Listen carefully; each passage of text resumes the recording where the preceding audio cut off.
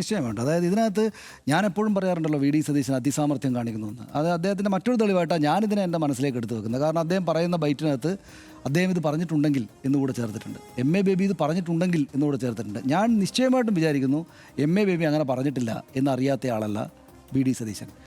ഒരു CPM നേതാവും കേരളത്തിലെ ഏത് നേതാവെങ്കിലും ഒരു നേതാവ് മറ്റൊരു നേതാവ് അമ്പലത്തിലോ പള്ളിയിലോ പോകുന്നതിനെ ചർച്ചിലോ പോകുന്നതിനെ പരിഹസിച്ചുകൊണ്ട് അതെന്തോ ഒരു വർഗീയ ചായ്വുള്ളൊരു കാര്യമാണ് എന്ന് പറയും എന്ന് കേരളത്തിൽ ഒരാളും വിചാരിക്കില്ല. ഒരു CPM നേതാവും പറയില്ല, ഒരു CPI നേതാവും പറയില്ല. കേരളത്തിലെ പൊതു നേതാക്കൾ ഇപ്പം നമ്മൾ കാണുന്ന എൻ്റെയൊക്കെ ഓർമ്മയിൽ ഏറ്റവും ആദ്യത്തെ ഈ അമ്പലങ്ങളിൽ സ്ഥിരമായിട്ട് പോകുന്ന മുഖ്യമന്ത്രി ആരാ?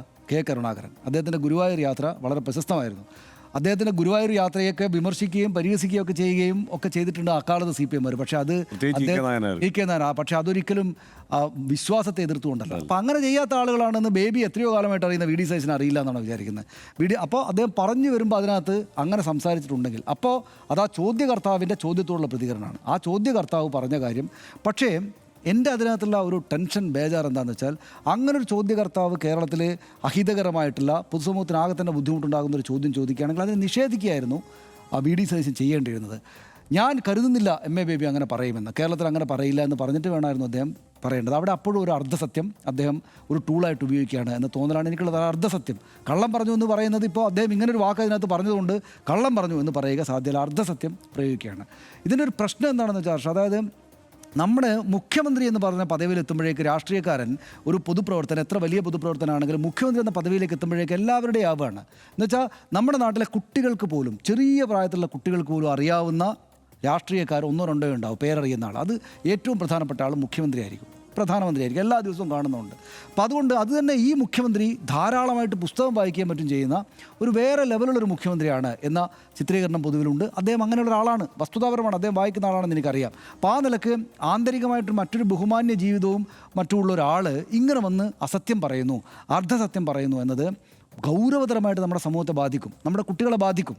ജയിക്കാൻ വേണ്ടി ഇങ്ങനെയൊക്കെ പറയാം എന്നത് തെരഞ്ഞെടുപ്പ് കാലത്ത് നടക്കുകയാണെങ്കിൽ അത് നമുക്ക് മനസ്സിലാക്കാം, തെരഞ്ഞെടുപ്പാണ്. പക്ഷേ ഇലക്ഷൻ കഴിഞ്ഞ് 5 കൊല്ലത്തേക്ക് അദ്ദേഹത്തിന് ഒരു തട്ടുകേടുമില്ലാത്തൊരു ഭരണം, ഒരു അധികാര പദവി ഉണ്ടായിരിക്കുക എന്തിന് അർദ്ധസത്യങ്ങൾ പറയുന്നു എന്ന ചോദ്യമാണ് അതിൻ്റെ മുന്നിലേക്ക് വരിക. എന്തിനാണ് അങ്ങനെ അർദ്ധസത്യം വരുന്നത്? ഇതിൻ്റെ ഒരു അപകടം എന്താണെന്ന് വെച്ചാൽ ഈ കുട്ടികൾ ഈ നിലയിലേക്ക് പോകും. ഒന്ന്. രണ്ടാമത്തെ അപകടമാണ്, ഞാൻ ഇന്നലെയും പറഞ്ഞു, ഈ സംഭവം ഇത്രക്ക് വസ്തുതാപരമായിട്ടും വെളിച്ചം വീശിയിട്ട് എൻ്റെ മുമ്പിൽ ഇല്ലെങ്കിലും ഞാൻ പറഞ്ഞു, അദ്ദേഹം ഇങ്ങനെ വസ്തുതാപരമല്ലാത്ത കാര്യം പറയുന്നത് സമൂഹത്തിനാകെ ദോഷം ചെയ്യും എന്ന് പറയുന്നതിൻ്റെ ഉഗ്രൻ തെളിവാണ് ഇന്ന് വന്നിരിക്കുന്ന മാതൃഭൂമി പത്രം. മുഖ്യമന്ത്രിയാണ് പറയുന്നത്, വി ഡി സതീശൻ എന്ന ബഹുമാനായുള്ള നേതാവാണ് പറയുന്നത്, അത് ശരിയായിരിക്കും എന്ന് മാതൃഭൂമി പത്രത്തിൽ എഴുതുന്ന ജേർണലിസ്റ്റ് ധരിച്ചു. ആരാണ് ധരിക്കാതിരിക്കുക? എനിക്ക് വി ഡി സതീശൻ നമ്മൾ രാഷ്ട്രീയമായിട്ട് വിമർശിക്കുമ്പോഴും അദ്ദേഹത്തെ ഒരു വലിയ നേതാവായിട്ടല്ലേ നമ്മൾ കാണുന്നത്, മുഖ്യമന്ത്രിയായിട്ടല്ലേ കാണുന്നത്. ആ പദവിയിലിരിക്കുന്ന ഒരാൾ സത്യമേ പറയൂ എന്ന് മാത്രമാണ്. അദ്ദേഹത്തിന് കൊണ്ട് അധികമായിട്ടുള്ളൊരു കാര്യം കൂടില്ല. അദ്ദേഹം കോൺഗ്രസ് പാർട്ടിയുടെ നേതാവാണ്. കോൺഗ്രസ് പാർട്ടി ആരുടെ പാർട്ടിയാണ്? മഹാത്മാഗാന്ധിയുടെ പാർട്ടിയാണ്. മഹാത്മാഗാന്ധിയുടെ ഏറ്റവും പ്രധാനപ്പെട്ട 2 സംഗതികളിൽ ഒന്ന് സത്യവും ഒന്ന് അഹിംസയാണ്. അതിലാണ് ഈ പാർട്ടി തന്നെ ഉണ്ടാക്കി വെച്ചിരിക്കുന്നത്. നമ്മൾ കാലം കുറേ കടന്നുപോയി. രാഷ്ട്രീയത്തിനകത്തുള്ള ഈ ഡേ ടു ഡേ കാര്യങ്ങൾ കടന്നു പോകാൻ വേണ്ടിയിട്ട് കുറച്ച് കള്ളത്തരവും അതും ഒക്കെ ഉണ്ടാവും. പിന്നെ ഇപ്പം മറ്റൊരു രാഷ്ട്രീയ സംവിധാനം, ഒരു പ്രത്യയശാസ്ത്ര നാട്ടിൽ വന്നു ഒക്കെയുണ്ട്. പക്ഷേ എന്നാലും ഈ രാജ്യം മഹാത്മാഗാന്ധിയുടെ രാജ്യമാണ്. ഈ മഹാത്മാഗാന്ധി എന്ന് വെച്ചാൽ സത്യത്തിൻ്റെ ആളാണ്. അതിന് മുകളിലാണ് കോൺഗ്രസ് പാർട്ടി. അപ്പോൾ സ്വാഭാവികമായിട്ടും വി ഡി സതീശനെ പോലെ മുഖ്യമന്ത്രി പദവിയിലുള്ള ഒരാൾ കള്ളം പറയില്ലല്ലോ എന്ന് വിചാരിച്ചല്ലേ മാതൃഭൂമി പത്രക്കാരൻ എഴുതുക. ഞാൻ മാതൃഭൂമി പത്രത്തെ, എനിക്ക് തെറ്റുപറ്റുന്ന നമ്മുടെ മാധ്യമങ്ങൾക്കെല്ലാം തെറ്റുപറ്റാറുണ്ട്. ഞാൻ മാതൃഭൂമി പത്രത്തെ ഒരു തരത്തിലും കുറ്റപ്പെടുത്താൻ ഇതിനകത്ത് തയ്യാറല്ല. നാളെ അവരത് തിരുത്തിയേക്കും. ബേബി അദ്ദേഹത്തിനെതിരായിട്ടുള്ളതുകൊണ്ട് കുറച്ച് കർക്കശമായിട്ട് സംസാരിച്ചു. പക്ഷേ ഒരുപക്ഷെ പത്രം നാളെ തിരുത്തും ഞാൻ വിചാരിക്കുന്നത്. പക്ഷേ അത് അവരെ കുറ്റപ്പെടുത്താൻ പറ്റില്ല. കാരണം ഇങ്ങനൊരു സാഹചര്യത്തിൽ അവരെഴുതിപ്പോവും.